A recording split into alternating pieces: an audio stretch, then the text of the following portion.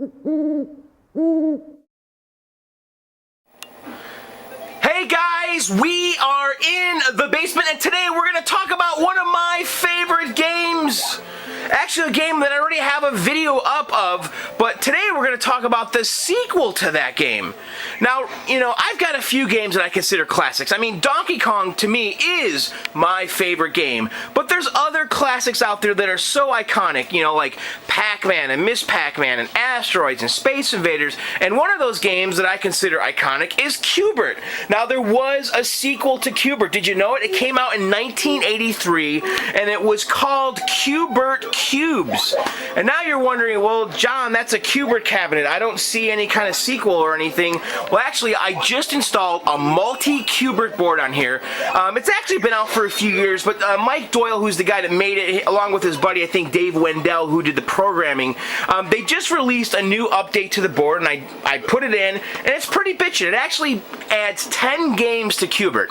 A lot of the games not so hot, but Bert Qubes is definitely one of the games worth playing. It's a really interesting game. So let me show you how the multi-Qbert kit works. So basically right now I've got Qbert running, which is what I want, and it always boots into Qbert. But to get to the menu system, you want to take the 1 and 2 player buttons and hold them down for a few seconds. And okay, so you hear that horrible sound. So now it is in the multi-Qbert menu. Now the one thing to point out here is that it's running off of original Gottlieb hardware.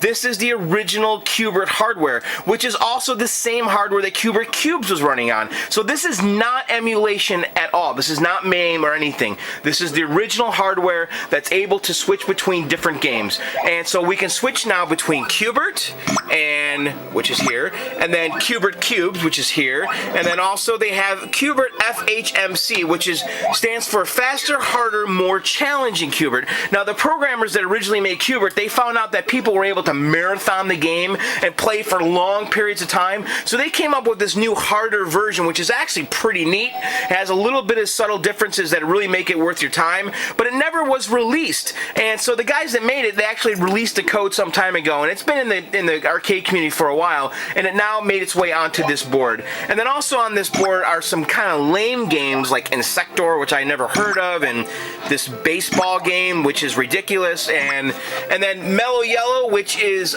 essentially just Qbert with this Mello Yello logo right here. So I guess the idea was they were going to have special Mello Yello Qberts, and it would show the Mello Yello logo. Same thing with 7-Eleven. They were going to do special 7-Eleven Qberts and put the Qbert in a 7-Eleven, which, by the way, I played a lot of games at 7-Eleven when I was a kid. But they were going to have, like, you know, logo branded games, which actually wasn't a bad idea. And then after that, there's this game TYLZ, which is kind of interesting. It was never released, kind of like a Crystal Castles kind of game. And then after that, it's just a bunch of lame kind of Qbert, like the hacked Qbert and the Japanese Qbert and the test version of Qbert. But other than that, if you're going to get the multi-kit, for me, there's 3 games that are worth your time. That's regular Qbert, which I love, Bert Qubes, which we're going to talk about today, and Faster, Harder, More Challenging Qbert. But anyway, let's start Bert Qubes, because that's the purpose of the video today. So let's start that, and basically, this is actually going to be kind of a hard game to explain because it's actually rather abstract how it works. And I can't imagine that back in the day that people, I mean, I figured it out eventually, but I mean, to put a quarter in, the game's kind of tough. But I'll kind of explain the game the best I can, and maybe the track screen here can kind of show you guys what it's all about. But basically, we're going to get this grid of a board, and we have to line up the colors and basically get tic-tac-toe. And so let me see with the track screen. Okay, so this is kind of like their little instruction. So when Qbert jumps off a cube, the cube is going to actually turn with him. And the difference here is that the game is actually now 3-dimensional, where you have this axis and then you also have this axis. So if he jumps this way, the cube's going to turn that way, and if he jumps this way, the cube's going to turn that way, and it's going to basically reveal one of the unique colors that's on the cube. And the object of the game is right here. See that? It says yellow. It's pointing here, and you want to have yellow on top. And basically what you want to do is get yellow on top in a row, and if you do that, you pass the level, you create like a tic-tac-toe, and the level clears. Anyway, the best thing to do now is to set up the tripod, and let me show you how the game plays. Okay, we have the tripod set up, and I'm going to attempt to explain how this game works, and it's really probably going to be hard to do because it's so crazy. Alright, so the first thing here, I started a game. We can start on level 1 through 5. We're going to start on level 1. If we start at a higher level, we actually get a big bonus, but the game's much harder. So let's just start on 1 and make it easy. So it says here, you need any one tic-tac-toe to win. And what do they mean by that? So you can see here, we've got all these things, and some of the cubes have a wireframe. That means that those have already been turned into the color. Now on the earlier levels, they just automatically just give you some of them, so you don't have to actually turn those ones into the correct color. So the goal here is to have purple on top, yellow on the right, and purple in the front. If you look there at that little key. Now right now I'm being chased by a rat, and I just died. Now, the snake's not in this game. They replaced it with a little coily rat, which is kind of weird. Now, there's bad guys right here. See, he's purple. If he jumps in the green, he's going to disappear. And if he jumps in the same color, he's going to disappear. And same with the green dude. Alright, so right now I'm trying to make it look like that picture on the top, and I just did. So you can see here, I got purple, purple, so I should be able to turn this like that, and then turn that like that, and I got rid of that. So now if I get this one right here, I'll create a line. You know, I was actually dreading doing this video because the game's so complicated to understand. But, alright, so there you go. I just created a line right there. I cleared the level, and now we're on to level 2. So again, what happens here is when Qbert jumps, the cube is actually spinning with him, and this is a 6-sided cube. So right now I want to get yellow in the front and purple on the top and purple on the right. So this one right here, so that should do it for there. And so now we got purple on the top. So yellow right now is on top of this cube. So if I jump this way, yellow's gonna be in the front, and I got rid of it. So that worked. So let's come down here and get this one.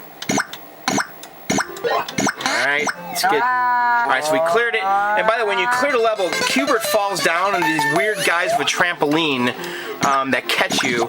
And wherever Qbert lands, you get like a bonus. Actually, you get a bonus based on how many of these you turned over. Because it's actually possible to turn over more than you need, and you'll get bonus points for those. Alright, so I just cleared it again. There's a little trampoline dude. Now there is like a little bonus level, which I'll try to get to here. Alright, so let's keep going.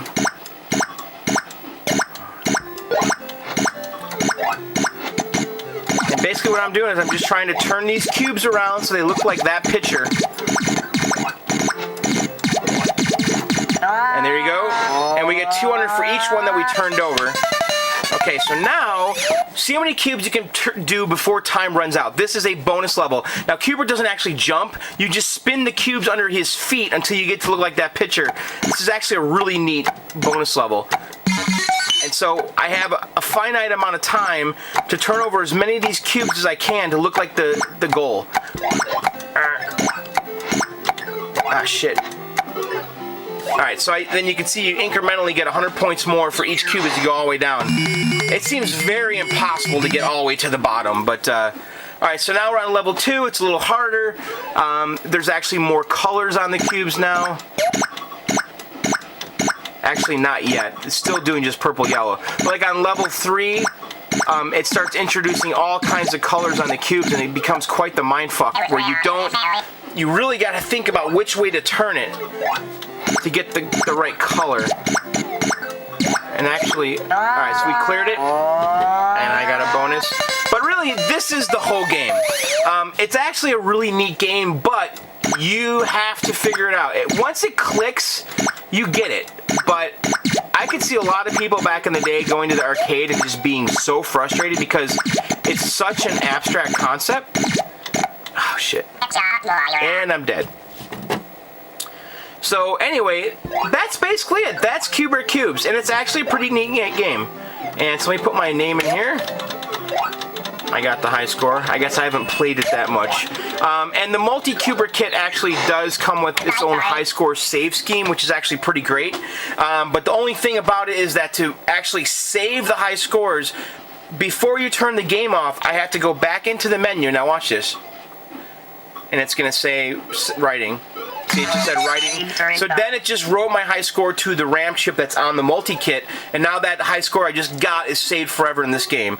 So anyway, that is it, guys. That is Bert Qubes. Pretty crazy, weird game, but it is actually a really great game.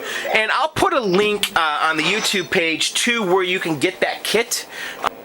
Okay, before I let you guys go, actually, I'm going to show you how this kit is installed. Now, I pulled my cabinet out, you can see, and on the back of Qbert, when you open it up, all the PCBs are on the back door right here. So when you open the back door, there's the monitor, you know, there's the transformer and all that, and the PCBs are actually mounted to the back door. And the kit basically is 4 little daughter boards that basically plug into the main PCB, and one goes into the soundboard. And I'll just kind of show you close up here.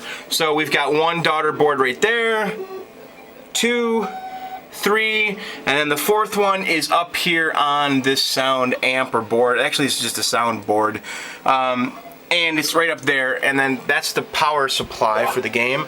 That's a little crappy interconnect board. But anyway, the kit is very high quality. It's actually made very well. And it's 4 boards connected by these wires. Basically, you pull chips out and then plug these daughter cards in the same sockets. And the guy's got instructions on his site. So I'm going to post a link to where you can buy this kit. It's about 185 bucks. But, I mean, for me, so far, the main thing is the high score save, because my game was not saving scores. So to have that in kind of a modern, reliable fashion is actually worth it to me. And also, Bert Qubes and faster, harder, more challenging Qbert is a lot of fun. And if you've got a Qbert machine, you're probably going to want to pick it up. Anyway, that's it for me, guys. Thanks for subscribing to my channel. Tell your friends. Hey, by the way, check this out. Domino Man is gone. Whoa. Yeah, I sold Domino Man. I'm actually starting to mix things up down here. You know, when you get these games, you know, you kind of want to get new blood down here every now and then, and so I'm starting to do that right now. And I sold Domino Man, and I am going to miss Domino Man because I thought it was a pretty cool game, but it just had to go. I wasn't playing it as much as the other games. So Domino Man's gone, and the next game to go after that, which is already sold, is Turbo. Turbo is leaving very soon. And I've actually got a couple games in the on-deck circle in the garage. Actually, you guys want to see them? Let me take you out to the garage. Okay, we are in the messy Arctic garage, and this is kind of my on-deck circle. So we're getting rid of Domino Man and Turbo, and we're making room for Discs of Tron and Sega Outrun. I actually just picked up Sega Outrun in the last week from a buddy. Got it really cheap, but it needs a lot of work. You know what? These games, all of them need work, and you know, that's kind of the hobby for me, is coming out here and fixing this stuff. And to me, you know, the top 3 racers, you know, the classic racers, you got Pole Position, you've got Sega Turbo, and you've got Sega Outrun. So Sega Turbo is going to be leaving, and we're going to replace it with Sega Outrun. And, you know, Sega Outrun is actually a lot cooler. It's more modern. It's kind of got like a little radio station. It's got a killer soundtrack. This Sega Outrun is actually the Cabaret version. They had kind of the full-size upright and then the Cabaret. The nice thing about the Cabaret, though, you're not really giving up too much here with this Cabaret. Same size monitor. Cabinet's just a little bit smaller. The steering wheel still shakes, which is actually a feature in this game. And then also we have Discs of Tron, which I actually started working on today. Ripped apart the control panel. So these are both spring projects. These are both going in the basement soon, and I actually can't really wait. So yeah. So anyway, there you guys go. There you have it. That was Bert Qubes. Again, thanks for subscribing to my little channel. If you haven't subscribed, please do. And I know there's been a little bit of delay between this video and the previous video, but I'll work harder to release a video every week. Just got a little bit busy in the last few months with the holidays and such. So anyway, there you guys have it. Thanks again for listening and subscribing. Not listening, but watching. And of course, I said listening because I have a podcast, videogameoutsiders.com. Actually, if you guys do know I have a podcast, go to videogameoutsiders.com and listen to our video game podcast that we've been doing, heck, for like 7 years now. So anyway, there you guys have it. See you later. Take care. Adios. Bye.